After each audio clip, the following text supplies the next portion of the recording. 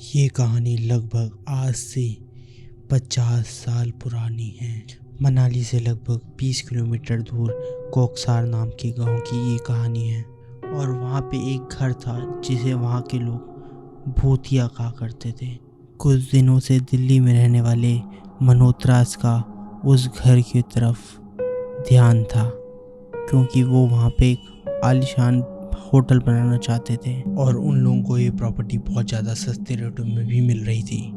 उन लोगों ने इस बारे में बिल्कुल भी नहीं सोचा कि आखिर क्यों उन लोगों को ये प्रॉपर्टी इतनी सस्ती मिल रही है, और ना ही उस प्रॉपर्टी के ओनर ने उन लोगों को ये बात कभी बताई। लेकिन ये सौदा उनकी लाइफ का सबसे महंगा सौदा उनको पड़ने वाला था, इस बात का उनको कोई अंदाज़ा भी नहीं था।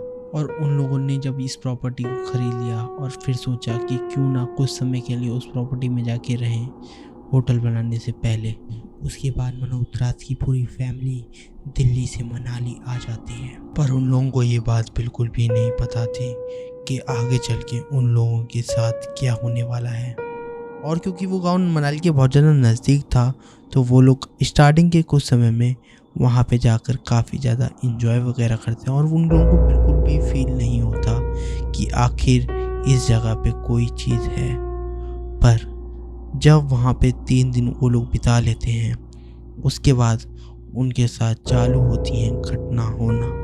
उनकी बेटे जिसका नाम क्रिश था, उसकी धीरे धीरे तबीयत खराब हो रही होती है और उसकी पूरी बॉडी में लाल रंग के धब्बे पड़ गए होते हैं। और अगली रात पूर्णमासी की होती है, जिस दिन उनके बेटे की तबीयत काफ़ी ज़्यादा ख़राब हो रही होती है। उन लोगों को एक अलग सी ही वाइब उस दिन आती है जो कि उन लोगों को अभी तक नहीं आई थी। और वहाँ पे उन लोगों को बहुत अजीब अजीब सा मॉर्निंग के समय से ही फील होने लगता है, जैसे कि अपने आप दरवाजे का खुल जाना, घर के बाहर मरी हुई चिड़िया मिलना। ये हमारे धर्म में बिल्कुल भी अच्छा नहीं माना जाता है, पर ऐसी कुछ सिचुएशन उनके साथ उस समय में हो रही होती है। तो वो लोग डिसाइड करते हैं कि अगली सुबह वो लोग यहाँ से चले जाएंगे। बट वो लोग ये बात बिल्कुल नहीं जानते थे कि ये रात उनकी बहुत लंबी होने वाली है। और जैसे जैसे दिन ढलता जाता है, उनके बेटे की तबीयत और ज़्यादा ख़राब होती जाती है। तो वह अपने आसपास के लोगों से जाके कहते हैं कि हमारे बेटे की तबीयत ख़राब है, अगर यहाँ पे आसपास कोई डॉक्टर है तो कृपया हमारी मदद करें। पर वहाँ के लोग उन लोगों की मदद करने से साफ इनकार कर देते हैं, क्योंकि वह लोग जानते हैं कि आखिर ये क्यों हो रहा है और वो लोग नहीं चाहते कि उनके साथ भी ऐसा कुछ हो। लेकिन वहाँ पे एक हरी नाम के आदमी ने सोचा क्यों ना इनकी मदद की जाए। वह इन सारी सिचुएशन को बहुत अच्छी तरीके से जानता था। उसने कहा, आपको कुछ नहीं करना, सिर्फ थोड़ा सा गंगा जल लीजिए और अपने बेटे को पिलाइए, और जितना जल्दी हो सके आप इस जगह को छोड़ के चले जाइए और वापस कभी मत आइएगा। वह लोग सोचते हैं कि इससे क्या ही होगा। ये उन्हें लगा कि ये एक बहकावे वाली बात है, और इस चीज़ को सोचकर उन लोगों ने उसकी बात को नहीं माना और वो लोग वहीं पे रुके रहे। और जब रात के समय में वो लोग थोड़ा सोने की कोशिश करते हैं, तो उनकी बेटी को एक बहुत भयानक सपना आता है कि कोई उसकी आके गर्दन को दबा रहा होता है, जो देख के वो बहुत ज़्यादा डर जाती है और मम्मी मम्मी कहती हुई वहाँ से भागती है।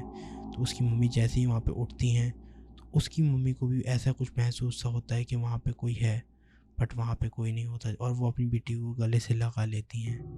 और फिर उसके पापा कहते हैं, कोई टेंशन मत लो, क्योंकि हम लोग कल यहाँ से चले जाएंगे।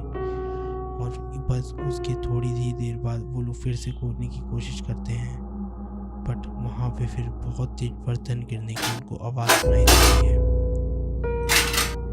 उनको ऐसा लगता है कि घर में कोई चोर वगैरह घुस आया है, बट जंगल के एरिया के आसपास होने की वजह से कोई जानवर भी हो सकता है, उन लोगों को ऐसा लगता था।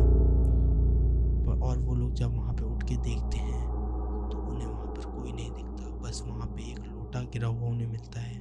जब वो लोग घर से बाहर जाकर देखते हैं, तो वहाँ पर उनका बेटा खड़ा हुआ होता है और बहुत तेज तेज चिल्ला रहा होता है। वो लोग दौड़ के अपने बेटे के पास जाते हैं और उसको चुप कराने की कोशिश करते हैं।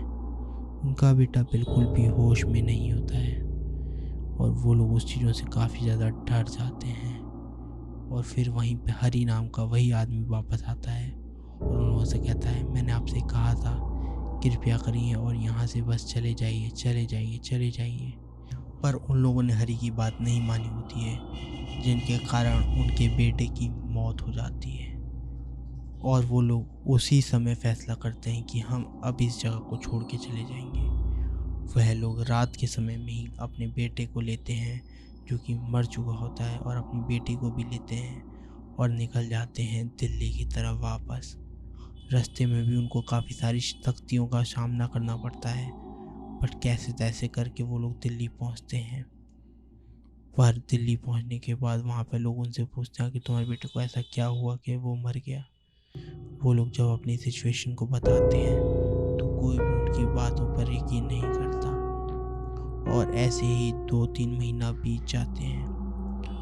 और धीरे धीरे उन लोगों को ऐसा लगता है कि जो चीज़ें उनके बेटे के साथ हो रही थी, अब वही चीज़ें उनकी बेटी के साथ भी हो रही हैं।